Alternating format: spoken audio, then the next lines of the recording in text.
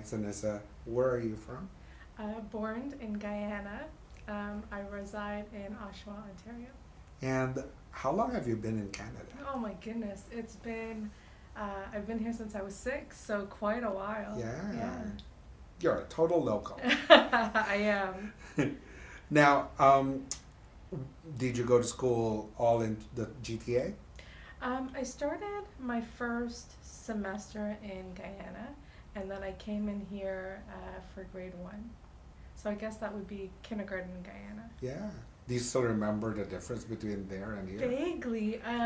They don't call it kindergarten for sure in Guyana, and because they don't have kindergarten or any sort of preschool, they just kind of put you in, and you have to grasp. You have to grasp it. So prior to going into school, your parents would have to like teach you and get you ready for it, and then when you're in, you're in. There's no coming out. There's no aid. Coming in, I vaguely remember, but coming into grade 1 here, there was so much support. I came in speaking nothing but broken language, so there was that challenge to kind of understand and feel for emotions around me and language around me with the kids and also the teacher, right? So I remember that very, very vaguely. That was one of the biggest challenges I had to overcome, but because we went in and it was a little bit more of a heavier workload in Guyana, I came at least knowing that everything was, I've already known the things that they were teaching in grade 1, so that was a little bit okay, but the challenges was strictly language and communication. Now, so you came in with, you speak Guyanese, I guess, yeah? Patois, yes. Up to now? A little bit. Yeah?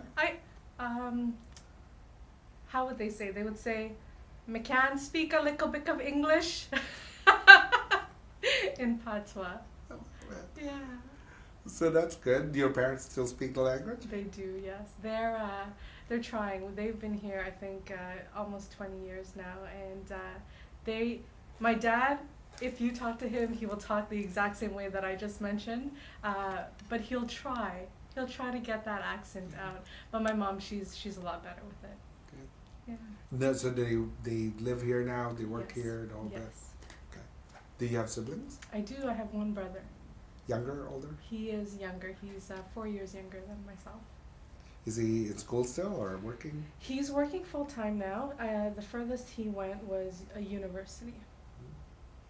And what do you think about the school system in Canada? It's great. I mean, I went through all of high school. I went to college. It's so supportive. You have all the tools that you need, and if you don't, then they're gonna make sure that you get it. It's remarkable. And in your job now, you hire newcomers. Yes. And how do you explain to them what work looks like in Canada? You know what, I guess that goes back to the first stages. And the first stages really is the qualifications. So I look through, unbiasedly of course, resumes, and I don't look at where they come from, I don't look at their name, I just look solely on experience. And newcomers from my, just going through resumes and my experiences, they're very qualified people. And my heart goes out to them because they come in at the top of their country and the work experience, and they've built so much up. And they come here and they really do have to start, if not from the very bottom, then from an intermediate level. And it's great. Of course, there's challenges when you speak to them and when you try to communicate to them, but they're great. They're great people. They're fantastic to work with. And you can see their determination, and they all have different reasons for wanting to come to Canada. And they stick to those reasons, and their passion really shows. So I like it. I love it. Good. Do you have you had issues working with newcomers or anyone in the workplace? What do you mean by issues? So issues on they have a different work ethic than you do, and now there's a bit of a clash. Yeah, not specifically work ethic. I think the challenges mostly are you have to try to get them on your perspective. You have to say, hey, this is our organization, and do a really good job, maybe more so than you would a local, to say, this is what we're about, and this is why we're doing the things that we're doing, and really understand, have them understand the whys and the reasonings behind what your organization does. I think, of course, there's differences, and the differences may just take more time for explaining and just making sure that they're on the same pages. But if you can overcome that and really be patient and take your time with it, they're fantastic. Yeah. Well, did you have similar challenges working with groups when you were in school? Yeah, definitely, definitely, and I'm thankful that here I was really blessed to have people to be patient with me and to help me understand Canada when I first came here in the culture, Right. when I first got in.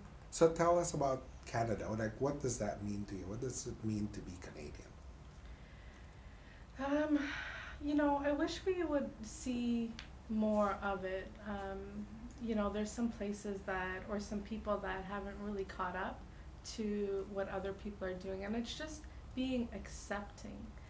And it's just showing that, you know, Canada's a really good place, and we're sought after in the world for our great opportunities and for being multicultural.